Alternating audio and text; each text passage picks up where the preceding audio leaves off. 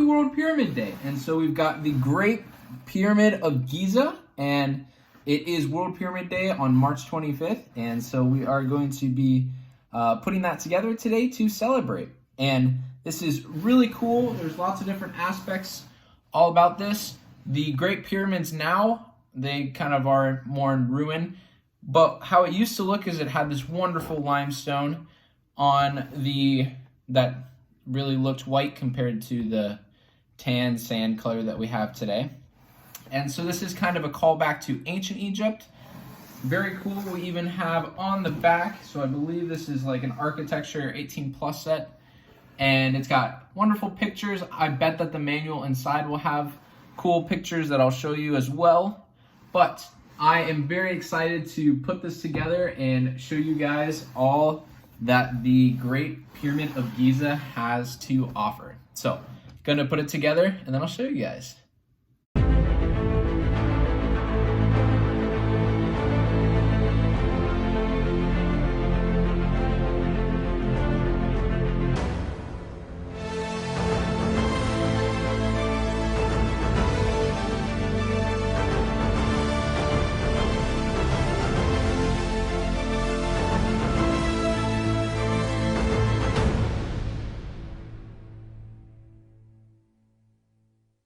And here we have the Great Pyramid of Giza. This is a really, really cool set. I do have some qualms with it, but we will get to that in a little bit. But it's really cool, very nice and sturdy. And we've got a view of the Nile we've got 2 trading ships, I think. We've got a little temple right here in the middle. And then lots and lots of palm trees. The palm trees took a long time to figure out where each one went, and after I was able to put them all on, then it looked a lot better. But as I was doing it, I was like, man, this is kind of tedious. But it looks really cool, all the vegetation. We've got 2 kind of like baby pyramids here. And then we have an obelisk right here. And so as I was reading the manual, I'll show you guys the manual in just a second. But the obelisk, they said in this it was like 150 years after they're estimating when the Great Pyramid of Giza was formed.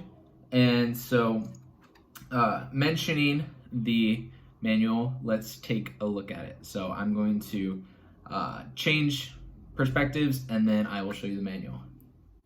So here we have the wonderful manual, and it's got a lot of different, so we've got a little picture here, and then I'll freeze frame this right here, so if anybody wants to pause it and read a little bit about it.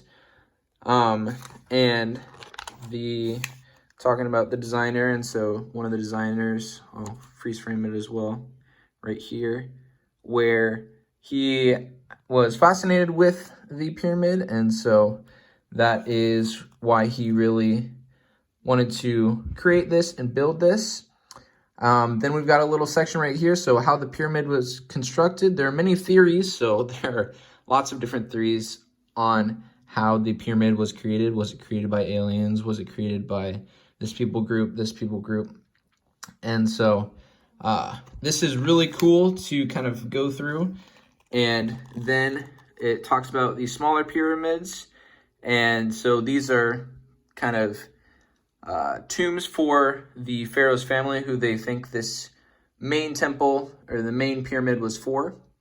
And then we've got these sphinxes, and so as we kind of pan up right here, these are the sphinxes on the model itself. Then one thing that is really cool is here on this, it's got it in English, and then it's also got it in hieroglyphics. And so I can swap that out once we are reviewing the set itself. So I guess this is the Valley Temple, the one right in the middle. Then we've got we talked about the obelisk, and then we've got the kind of ships, the Felucia ships. And so, yeah, but it's a very, very cool manual. As we've kind of talked about in the past, let's see if I can find it, but there are at times where they're trying to point out something in the instructions that show, like, that give a little fact here and there. And so we saw that in the, I believe it was on one of these. Yeah, so like right here. So talking about like the base of the pyramid and kind of giving some facts and some math and statistics on the set. Overall, really, really liked the manual. It was very straightforward. It was nice to kind of go through all of that. And then even talks about like the Lego piece. So what is kind of holding up all of to really make the form of the pyramid how it is, are these staircase pieces, which is pretty cool. So that is the manual. Let's get into the set. Now we took a look at some of the components in the manual, and one thing that it talked about was it had the hieroglyphics little nameplate right there. So what we are going to do is I'm going to show you guys that. So it's this. So if you've watched any of the postcard videos I have, I believe Japanese and the Beijing postcards allowed you to be able to swap out the kind of nameplates, which is really cool and super inclusive, which I really like that Lego has done. And so we'll have the hieroglyphics one placed just right in there where the last one was. And so very cool to see all of that. And so then we talked about the Sphinx. Then we kind of have this pathway right here. So this is slanted. One thing that I thought was really interesting about building this is if you look right here, right on the front of the temple, we've got these stairs kind of right, let's see if I can find it, right here. And they're all loose because it's not a Lego building technique. They just placed all of the kind of angled pieces. And so if you see kind of like these angled pieces right here, they just placed them on top of each other and then tried to fit it in nicely. And so it was interesting. I was like, oh, an illegal building technique in a Lego set? And yeah, so one really cool thing about this is, let's see, boom, take it off. So here's the inside if you guys were wondering how it looked like. Those were the stair pieces. And this is kind of showing how they would have built the temple from the inside, or the pyramid from the inside. And so basically having these kind of slanted bridges where laborers could bring up stones and slowly build it once or on top of each other. But yeah, and so very cool. We also have kind of this back portion to show kind of more of how it could look like where they're going through. I believe this also highlights the 3 different tombs that are actually placed inside here. So due to lots of robbers and such in trying to raid the temple, because when a pharaoh passes away and is put in their tomb, all of their material goods are placed in there as well. And so robbers would be wanting to go and steal some of the things that are in there, whether it's the gold or jewels or anything that were the possessions of the pharaoh. And so they tried to create 3 tombs. So they created 3 tombs. One of the reasons for that is because the pharaoh doesn't know when he's going to die. They built the first one, then they built the second one, and then built the third one. And so it was really cool. Kind of had a couple decoy tombs where the pharaoh could be placed. And so really cool to look at that for the Pyramid of Giza. And then we have the lovely Nile.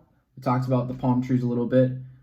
Some cool different colors in there to kind of show the bottom of the Nile. And so overall, the set is really, really cool. Love how it came together. One qualm that I have with it that I am just utterly shocked is if you look kind of right here, I don't know if it shows up completely, but on this piece and then a couple of the pieces on the side, let's see if I can find it right here, Not sure if it's really showing up, but on the edges, it's like so like right here, you can kind of see it. It's bleeded yellow. And so it looks like the pieces were used and put in the set.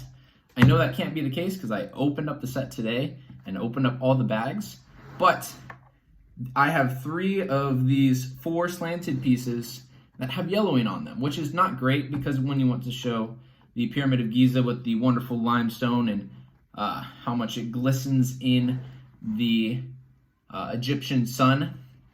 And so having 3 pieces that have like a yellow line on the side, like it's been yellowing, is not great at all. And so for Lego, I think you guys really need to check to see if everything is great quality. The rest of the pieces, great.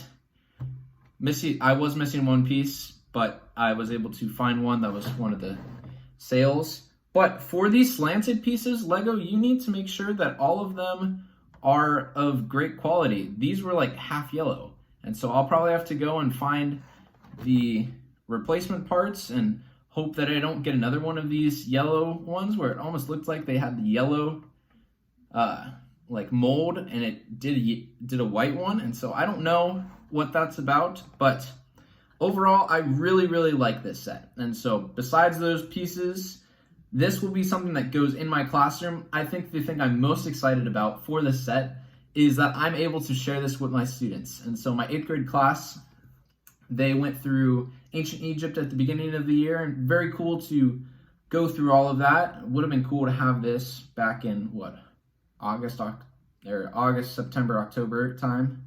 But I'm very excited to see what they think about this set because I think this is great. When you think of Egypt, you think of the pyramids. And so if I had to rate this set, not thinking about the pieces and the one missing piece in this set, I am going to say that this set is probably a 9.5 out of 10. It really gets tainted for me having pieces that are just not great quality, but I love all the components of this. I like that it's flat on the back, and so if you want to display it, you can have it flush on a wall. But aesthetically pleasing, very, very nice. And yeah, so I believe that's all I've got. This is a great set. I believe it's only like $120, $130. I would definitely recommend. It's huge for the price. And so I believe that's all I got. Thanks for tuning in, and I'll see you guys next time.